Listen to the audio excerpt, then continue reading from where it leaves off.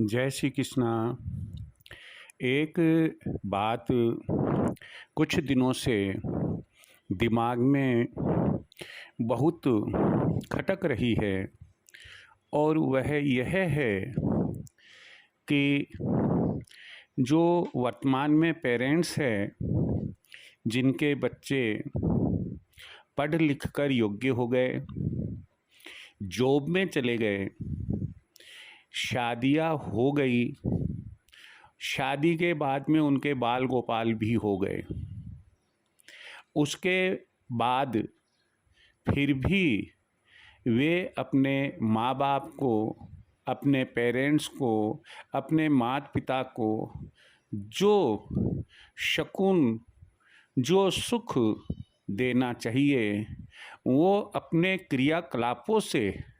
अपनी आदतों से, अपने कुछ आचरणों से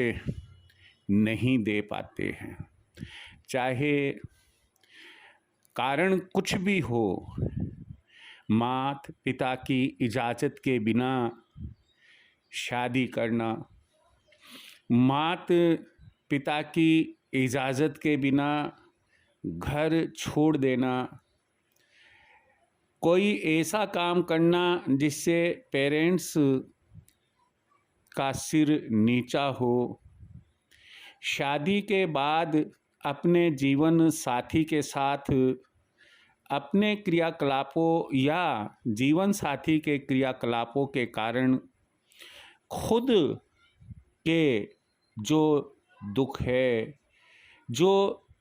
श्रम के द्वारा उत्पन्न किए हुए हैं, वे अपने वृद्ध माता पिता को बतलाना और नामालूम इतने और कितने ही कारण में आपको अभी जो प्रेजेंट जेनरेशन है जो उस दौर से गुजर रही है वो अपने पेरेंट्स को देती है। केवल जानना चाहता हूँ मैं इतना ही और कहना चाहता हूँ इतना ही कि जो सीनियर सिटीजन हो चुके हैं, किसी की उम्र 60 साल से अभी प्लस में गई है, कोई 70 साल के आसपास चल रहा है, कोई 80 साल के आसपास चल रहा है, और जिस समय उन्हें यात्रा करनी चाहिए, पूजा पाठ में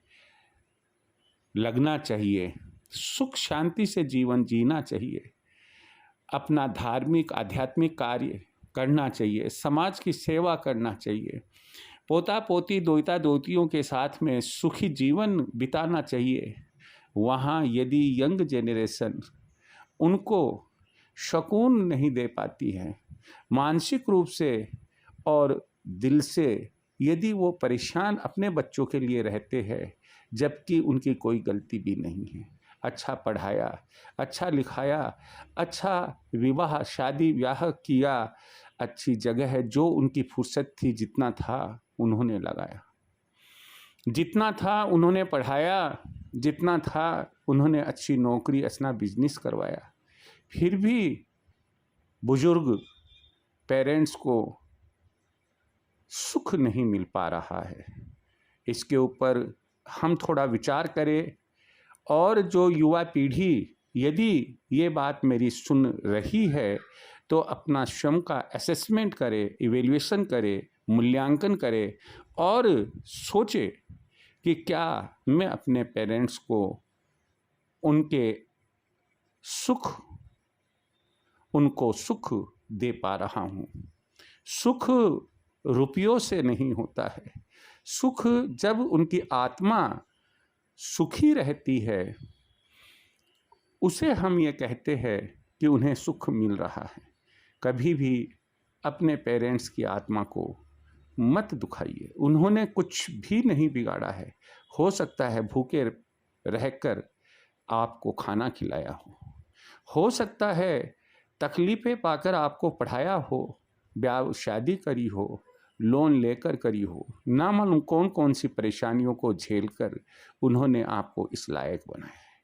अब जब आपका नंबर आया तो आप उन्हें सुख देने की बजाय दुख देते हो, तो मैं समझता हूँ कि शायद यह उचित नहीं है। और उनकी तो ज़िंदगी कैसे जैसे पहले भी दुखों में बीती, अब भी बीत जाएगी, लेकिन आप स्वयं अपने आप के लिए सोचिएगा कि जब आप खुद उस उम्र के दौर में आएंगे तो आपकी ज़िंदगी आपको क्या देगी। जय श्री कृष्ण।